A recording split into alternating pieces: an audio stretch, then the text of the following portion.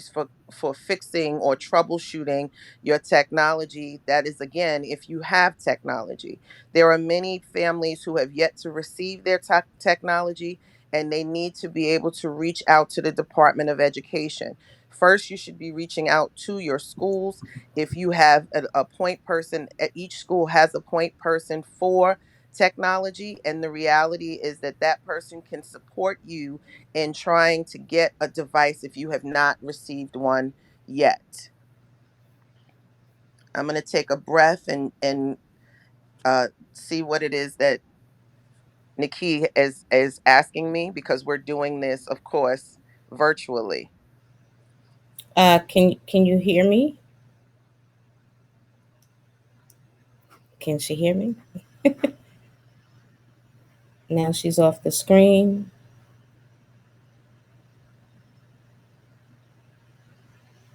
Okay, I have an idea. I have an idea. This is what I'm going to do.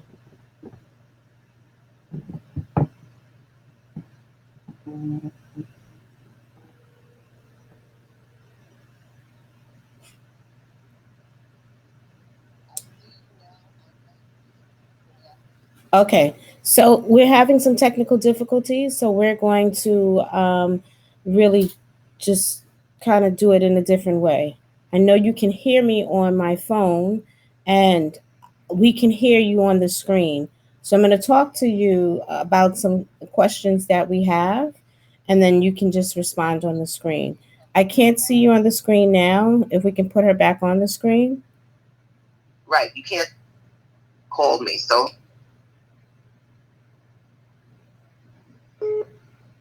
Okay. So do you have another device that I can call you on? Okay, now I can see you and I can hear you. I can't hear you though. I can't see you either. Okay, right now. Okay. I see you. I can't hear you. So we'll talk. We'll do the questions in that way. Okay, so great. So some of the concerns that parents have been having, I know that you read from some things that you have some concerns about, but I want to kind of address some of the rumors that we've been hearing. Um, some of the parents are saying that if they owe a bill for Optimum or Spectrum, which seem to be the services that are connected with providing the temporary service. I believe it's 60 days. If and correct me if I'm wrong, that God bless you, that they're unable to actually get the service. Um, so is this something that's true?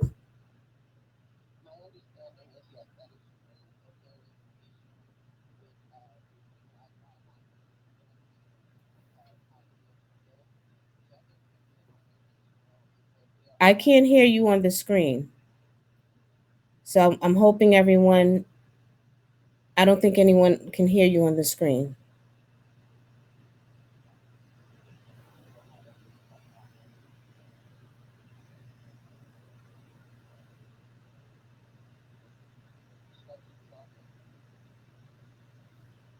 I'm not sure if they can hear you. Folks, let me know if you can hear her.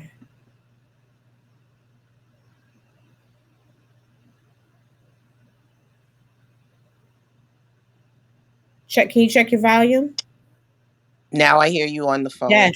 Now I hear you. Perfect. And you can hear me? Excellent. Yes, I can hear you. Good morning. Oh Yes. man. So Yes. let me ask you a question. So I'm gonna hang up the phone because I can actually hear It's you. already hung up. Okay. So are we suggesting that we've been going through this because you didn't turn your volume up? No, my volume has been up. Oh, Nikki. Okay. So let's talk. Now we can really talk about this. Yes. Yes. My concern, in which I just discussed, is that some parents are not able to receive the temporary 60-day service that's either Spectrum and or Optimum is providing because they owe a previous bill. Is that accurate?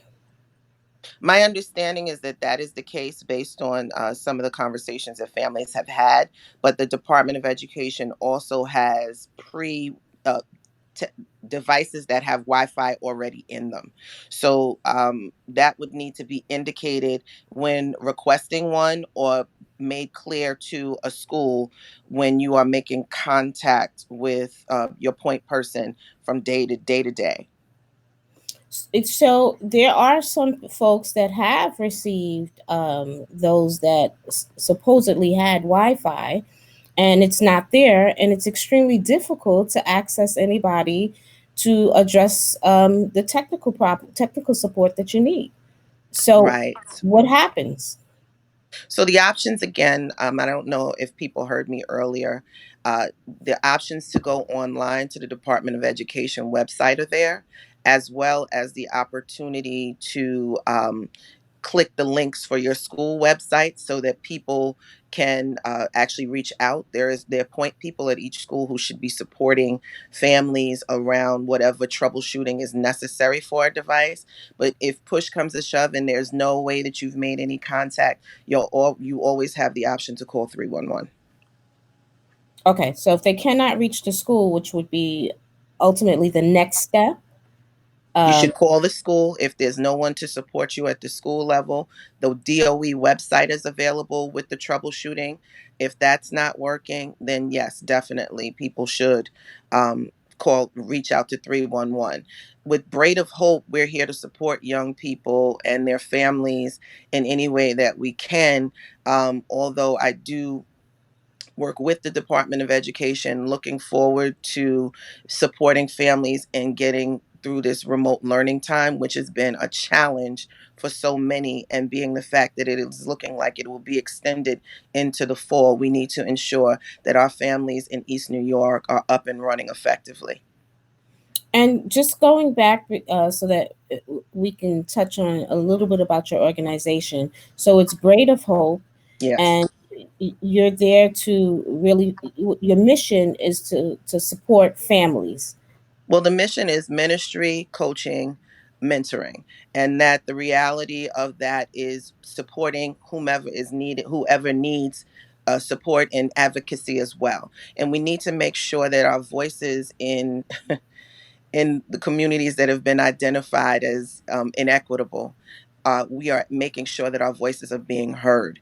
So at this time, one of the pieces that we have definitely taken on as a banner to wave is the differentiation of how technology is being utilized and accessed in the communities, because we are very clear that as we go through the next 6 months, that there, as what we know as educators as the summer slip, will now become the 6 month slip. And we need to ensure that young people, when we return to whatever the new normal will be, we need to be able to ensure that young people are able to be competitive, that young people are able to be on grade level, that young people are able to be effective in whatever the school setting will be in the upcoming months. Well, I'm glad that you touched on that, because what are the expectations of the grading system as we're going through this pandemic, through the year, through the remaining of the year, knowing that some people don't even have actual laptops or tablets. So, as I'm not a DOE spokesperson, the grading policy is posted on the Department of Education website, and again, the place and space to get clarity on how it will impact your family and your young person would be in touching base with your school, because each school is making decisions individually. So there's no citywide rubric for what the grading policy will look like. I don't chance to speak on that because I'm not a Department of Education spokesperson. Okay, so what? Who would a family call? The guidance They should call counselor? their school a guidance counselor, or if the school is set up, a point person. And when I say call, there may be somebody who has at school levels, oftentimes we have parent coordinators who have given out their phone numbers. We also do, yes, as you said, guidance counselors who have given, or school counselors who have given out their phone numbers. We need to make sure that contact is being made on a regular basis. The team I work with is attendance, and they need to, attendance teachers have been reaching out to families who have been having difficulty. So those questions can be asked and to of those people, as well as who they can connect with on at the school level. And again, if you cannot get anyone, please do not sit home and do nothing. Call 311 to be connected to someone at your school level, at the superintendency or district level, or at the central level. The Department of Education is not waiting for children to fail. The work that we are supposed to be doing is to ensure that young people are successful. And the only way that we can ensure that happen is by advocating for our young people ourselves. So, oh gosh. So, in terms of just how would one with your organization, because it sounds like we're going to need a lot of work and a lot of organizations such as yours out there to support parents in navigating through this entire system. Everyone's not going to necessarily see this broadcast, and it's important that folks share. But how would someone access your organization? So Braid of Hope right now has a Facebook site. Please feel free to log on. You can always reach out via. I believe I've sent all the information to you. If you could possibly put it up on the screen, um, you can reach out via Facebook, email. There's also a number that you can call if there is support that you need. The reality of this time is that we have to become advocates for our young people. We have to become advocates for our communities, may it be identified as inequitable or not. The conversation of inequity is one that Nikki and I can have at another time, but we need to ensure that our voices are being heard, because the remote learning platform is not going anywhere, and we need to make sure that we are utilizing it to the best of our young people's ability, because it needs to be effective for all, not for some. Okay, so I'm going to ask because I know that you have to run soon, Yes. and I'm going to ask that you come back Yeah, sure. so that we can talk and discuss further about some additional inequities within the educational system. And I just want to thank you. We will post your information up, but we're also inviting you back so that we can continue this discussion. And so thank you again, Omotayo Cole, Thank you so much, Nikki. for coming on. And we'll see you soon. Yes, ma'am. Have a great day. Again, it's Communion Sunday. Have a good one. Bye bye. Have a good one. So, hey, Carolyn Harrell, Joy Foster, Janet Gustin. So we're gonna prepare for our next guest. Hi, Miss Gulston. How are you? Good morning. Um, so we're gonna prepare for our next guest. We have had a lot of concerns. We have um, Senior Outreach Services, which is a not for profit that we formed to really address some of the necessary needs of our seniors in our community. And there's been a lot of questions surrounding home health care services, um, support for seniors, the concerns that some of the aides are having um, regarding entering into the apartment. We're going to bring on a guest to really address some of these concerns and talk about how we can feel supported during this time, or how our seniors can feel supported during this time. Um,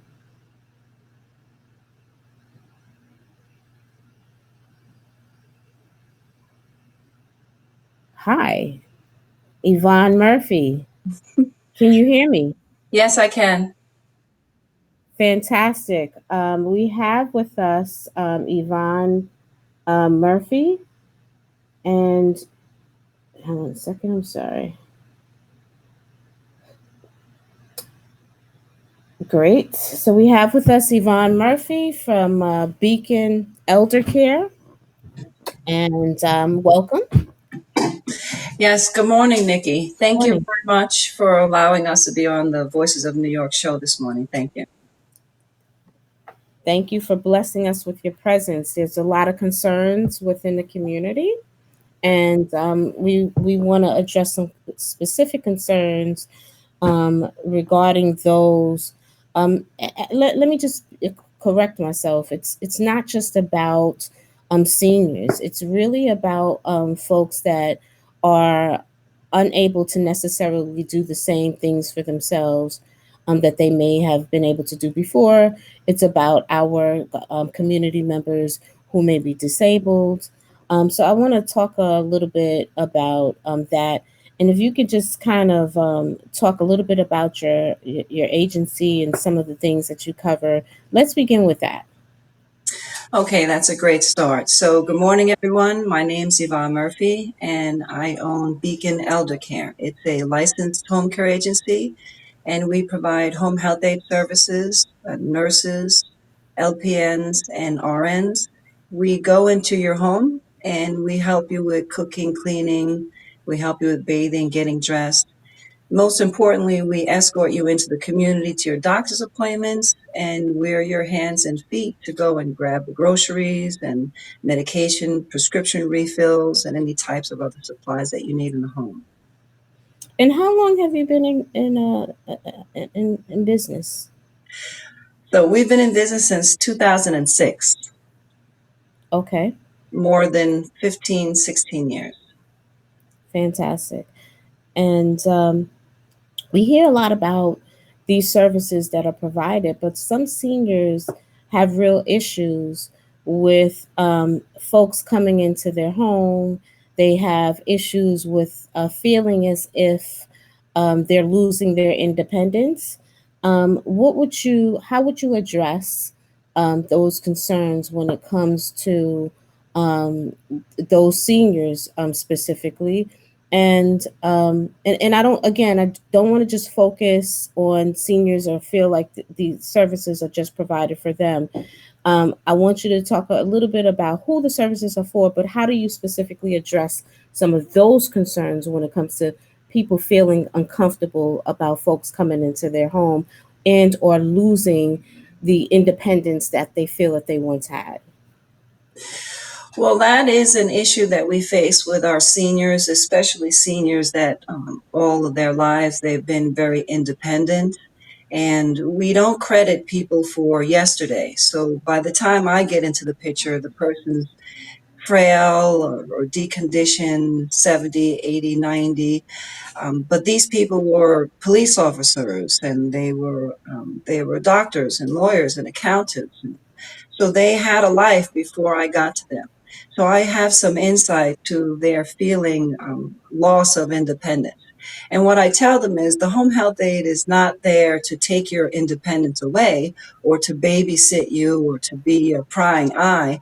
That home health aide is there to keep you with your level of independence. The home health aide is able to get you out in the community for your walks like you used to go to. The home health aide is able to take you to church on Sunday or prayer meetings on Wednesday evening. When you become less able to do the things you were able to do yesterday, you shouldn't feel like it's an invasion when there's somebody in your home to help you. Nowadays, people in their 20s and 30s and 40s, we um, we want everybody to do things for us.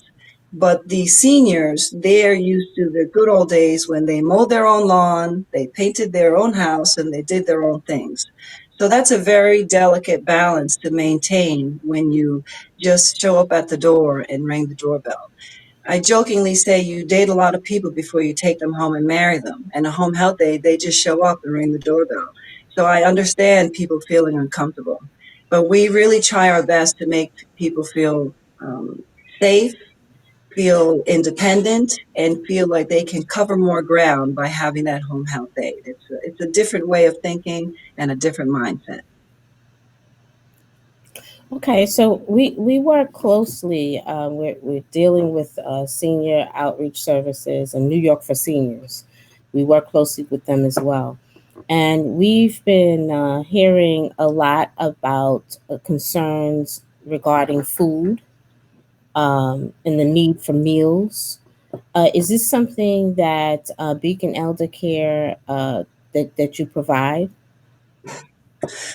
So there's a number of ways to answer that question. One, yes, Beacon Elder Care can provide assistance with meal preparation and also shopping because the home health aide can go out into the community and get those things, and the home health aide can come back into the house and bring it to you.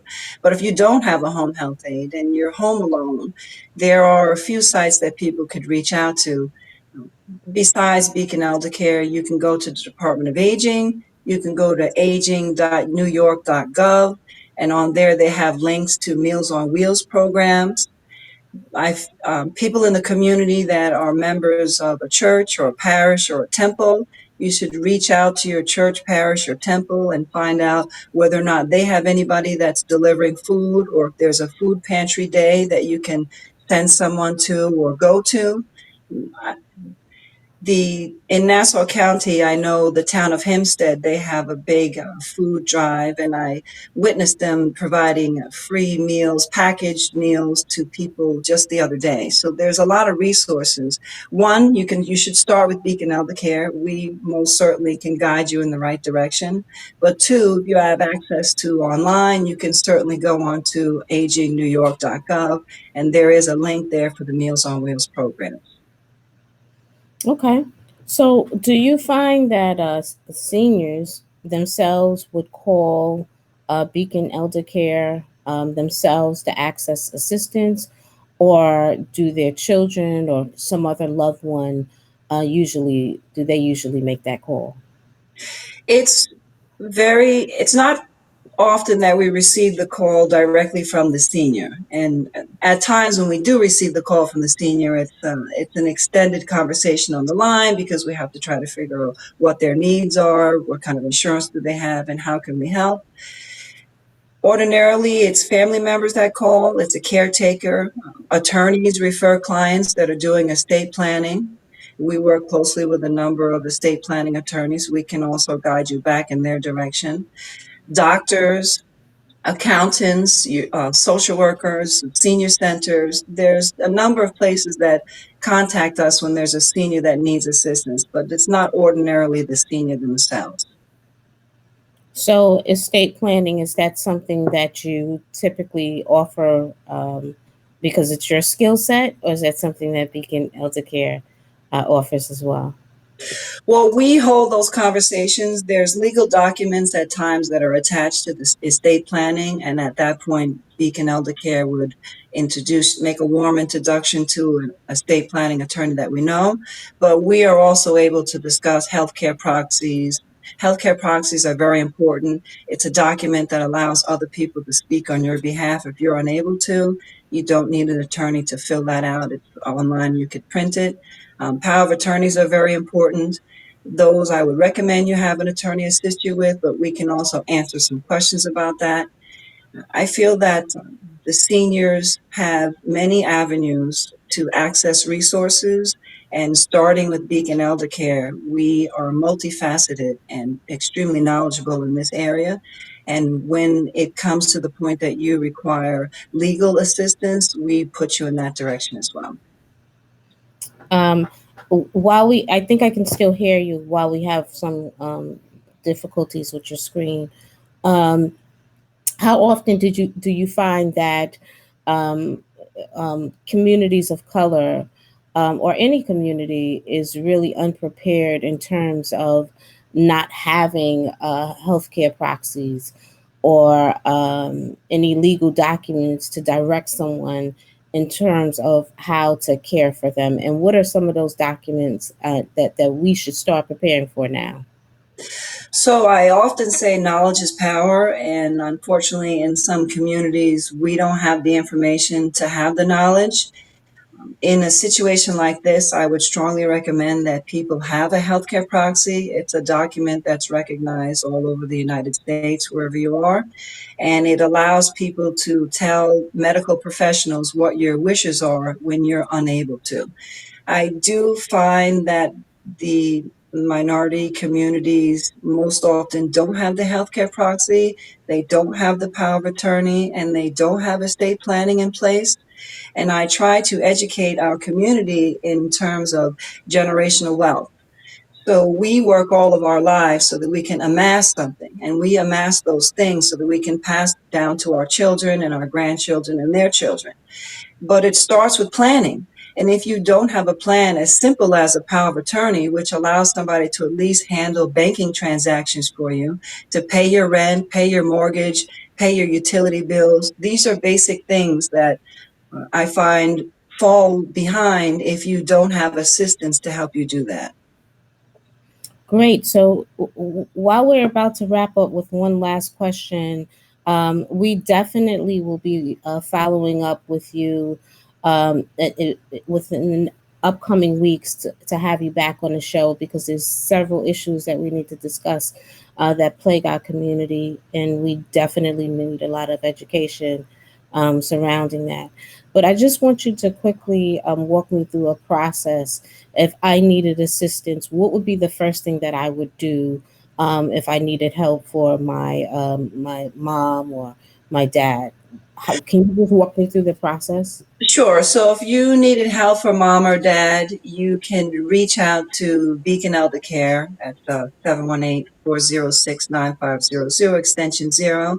We have case managers and social workers, and they field the phone calls with our seniors. They can find out what kind of insurance you have, what kind of insurance you're entitled to. There are some programs in the community that are income based. We can guide you in that direction and help you to apply. Some of these income-based insurances, community Medicaid, for instance, helps to pay for home health aid services. We also find out whether or not you have long-term care insurance policies. Long-term care insurance policies also provide for home health aid assistance. And many of our seniors worked for a union, and their union, they paid union dues. And in that union dues, there's a clause as catastrophic coverage. And people don't know about that either, that program, and that can assist them with paying for home care services. It's about a conversation, and when they call, they should know their insurance. They should have an idea of what their income is. They should know what their medical diagnosis is. They should have their doctor's name and number, and we will ask them a series of questions to determine the type of services that they need. If they require home health aid services, we can provide it. Social work services, we can also provide it. And then we can give you guidance to um, other services in the community that you can tap into. So it seems like we have a whole lot that we're going to need to discuss over the upcoming weeks, especially during this pandemic where people are not understanding where their resources lie or if this is something they can still get. So would you be okay with coming back? I would love to come back to the show. I'm grateful to be here. I hope everybody stays safe out there. Social distancing is important. Please make sure you wear your mask, wash your hands frequently, don't touch your face. And again, Beacon Eldercare is in the community, and we're here to help the seniors or any persons with disability or anyone that's having any trouble navigating community resources. Please reach out to Beacon Eldercare because we're very interested in helping you. So, Yvonne Murphy, thank you so much for joining us Thank today and you. for all the valuable information that you provided. We will post up Beacon Elder Care information and how you can access it for a friend or yourself. And we'll see you. We'll see you next week. Okay, thank you. I'll be here. Thank you. Okay. Hey, Miss Epperson. Good morning. Good morning, Mr. Fields, Carmine. Good morning. Good morning. Good morning. Hey, Stanley Fields. Good morning. Um, so we're gonna wrap up today. Hey, Carmine. Um, we had a lot of really great information, and we want to make sure that we're providing a balance for all members of our community with Voices of East New York. We are hearing a lot of concerns throughout the community. So, through the upcoming weeks, you'll see that we're going to address a lot of the issues in real time. Send your questions in and your suggestions. Um, hey, Onita, regarding anything that you're concerned about within this community, because we're going through this touchy time, that does not mean that our concerns stop during these times. Continue to send in your suggestions regarding guests or questions that you have within the community, and we will continue to provide a voice for you guys to get these answers. Thank you for tuning in. Thank you for joining me and working with us with this, getting this live thing together. So I suspect that it'll be a couple of weeks before we really have it down pat. But I know you're with me and I'm with you. So again, this is Voices of East New York, and I'll see you next week.